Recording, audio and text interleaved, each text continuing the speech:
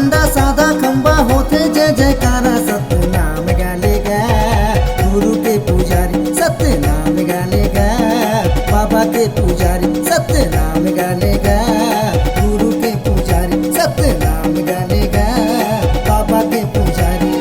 विरोधपुरी माँ मेला लगे चलाते भंडारा, विरोधपुरी माँ मेला लगे चलाते भंडारा, साधा झंडा साधा खंबा होते जय जयकारा सतनाम गालेगा गुरु के पुजारी सतनाम गालेगा बाबा के पुजारी सतनाम गालेगा गुरु के पुजारी सतनाम गालेगा गुरु के पुजारी।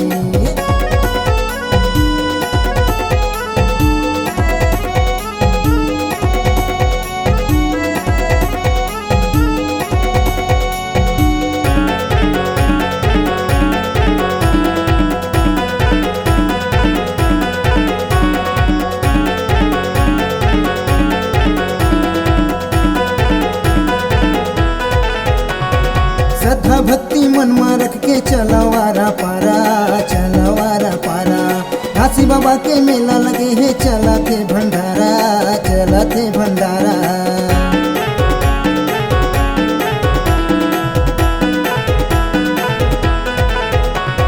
श्रद्धा भक्ति मन में रख के चलवारा पारा, चलवारा पारा, घासी बाबा के मेला लगे है चलाते भंडारा, चलाते भंडारा।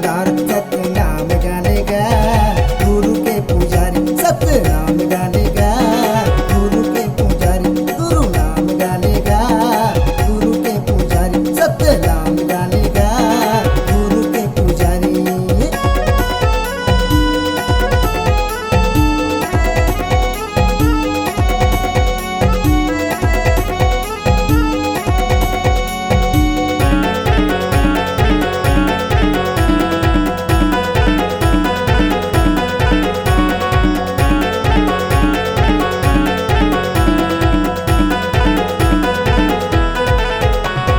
सतनामला जपले मनवा बन जाही तुर काम गा, बन जाही तुर काम।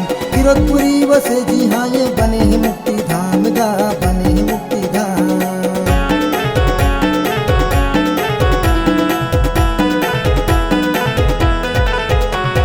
सतनामला जपले मनवा बन जाही तुर काम गा, बन जाही तुर काम।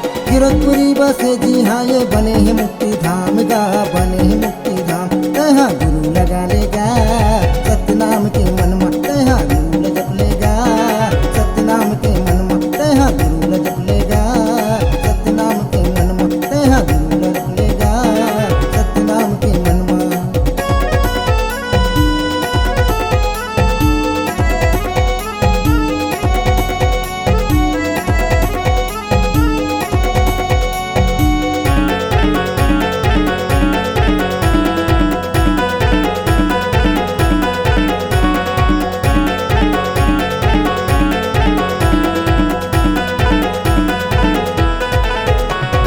नहीं मांगो मैं सोना चांदी रुपया महल अटारी गा, रुपया महल अटारी।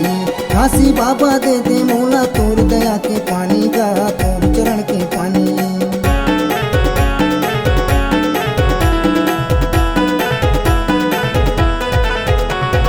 नहीं मांगो मैं सोना चांदी रुपया महल अटारी गा, रुपया महल अटारी।